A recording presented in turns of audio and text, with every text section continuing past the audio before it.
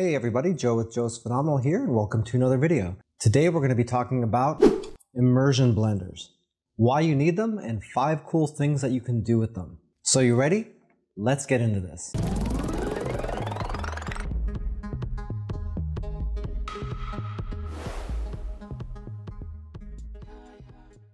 Immersion blenders work a lot like food processors and countertop blenders.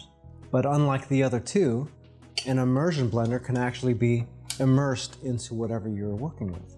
That works out really great if it's a sauce or a puree or something like that that you have on the stove, because you're not going to very well be able to pull that off the stove, pour it into your blender, blend it up, make sure the consistency is right, and then go ahead and serve it. You can actually go ahead and work with it right on the stove while you're cooking it and get it right to the exact consistency that you want without having to take those additional steps. They're also really quiet in comparison. For instance, I'll go ahead and turn this on. And this, if you can hear that, that's turned up all the way, and that's about as loud as this thing gets. And at that speed, these can make short work of just about everything. You can see it's got a really small blade here, extremely sharp, so you really don't want to get your fingers in there. But I'll go ahead and turn this back on again for you. That's turned up all the way, and that's got a variable speed. You bring it all the way down, and all the way back up again. Mine's a Cuisinart, but a lot of manufacturers make these, and they all have really basically the same function. The main differences being some are cabled like this, and some are cordless. The cordless ones obviously cost a little bit more. They all have detachable rods here at the end, so this actually comes off here, your main blade. And in my case, I've got a whisk attachment here too. So actually, if you're going to want to make whipped cream, that works really well as a hand mixer.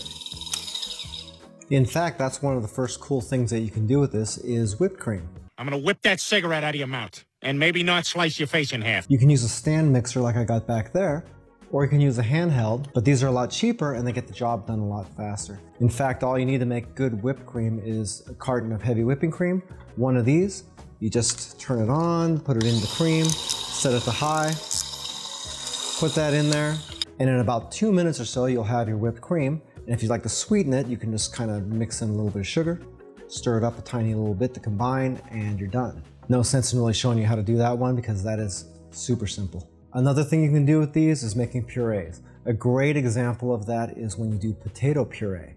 And I also do a little mashed potato in the kitchen. I do the dance. When you do a mashed potato or a mashed cauliflower, typically it's not very smooth. You can mash it, mix it all you want, but it's always going to be a little bit chunky and a little bit thick. All you need to do is finish your mashed potatoes and run the immersion blender through it for a minute or so, and it's going to smooth it out like you wouldn't believe, and you'll end up with potato puree similar to what you get at a nice restaurant. Third is for sauces, and it's basically the same idea, except with a sauce, especially a fruit-based sauce, like a gastrique or something like that. You always have big chunks of fruit. Most of the time with those sauces, you want to put it into a squeeze bottle and squirt it out little by little so you can decorate your plates. If it's too thick or is a little bit chunky or has seeds in it or anything like that, all that stuff's going to get stuck in the spout of the bottle and it's going to splurt everywhere, and it's going to be pretty frustrating actually. An immersion blender will smooth that out perfectly. You'll have perfect consistency all the way through the sauce, and then you won't have any problem doing anything that you want to do. As you can see, the gas streak that I did right here turned out to be really even and smooth. The next thing I'm going to show you is how to make a good simple mayonnaise with the immersion blender here.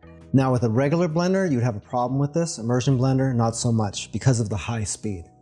So basically you're going to take a little bit of oil here. I'm using extra virgin olive oil because we're going to do something closer to an aioli. Then we got an egg. Throw that in. And then all of our other ingredients, which is basically, this is a combination of a little bit of mustard, a little bit of white vinegar, garlic, pepper, and salt. Once we have all that in there, we can go ahead and immerse this and watch how fast this happens.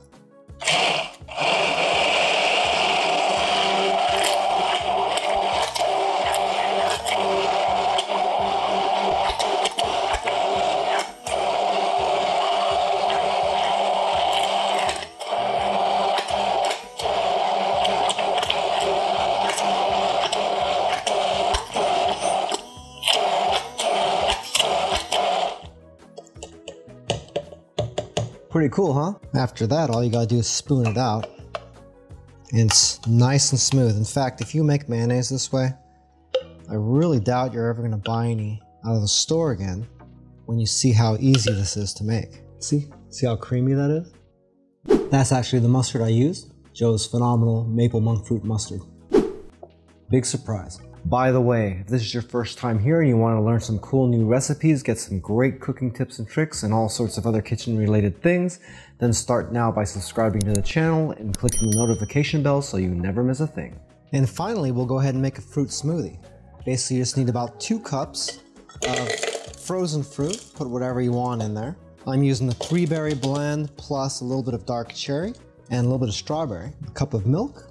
You can use almond milk or regular milk or coconut milk, whatever you like. And in my case, I'm putting 1 scoop of vanilla whey protein in.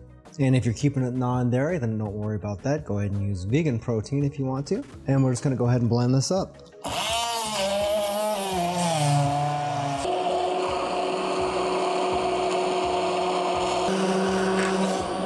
If you've ever been to Dairy Queen and you've seen them make blizzards, that's really what they're using. That is an immersion blender that they're making that with. And all you gotta do is spoon it out. As you can see how thick this is. It's almost like soft serve ice cream, really. Then you got your straw and you're ready to eat. So that's just a handful of things that you can do with an immersion blender. It's really not something that you want to replace your countertop blender or your food processor with, but it really is an appliance that every kitchen should have, especially when you consider you can find a halfway decent one for under $30. Whoa. Do you have an immersion blender? Tell me about it down in the comments. If you use yours for anything that I haven't mentioned, I'd love to hear about it. That way, if there's anybody out there who's on the fence about getting one, they can actually use your comments to help them make a decision as well. If you'd like the recipe for the smoothie and the mayo that I made, I've got those down in the description area of the video, as well as links to my gastrique and potato puree videos. If you'd like to learn a little bit more about Joe's Phenomenal, you could check out a couple more of said videos, or you could check us out online at joesphenomenal.com. I thank you so much for taking some time out of your busy day to hang out with me here. Once again, my name is Joe, and I hope you have a phenomenal day. Take it easy.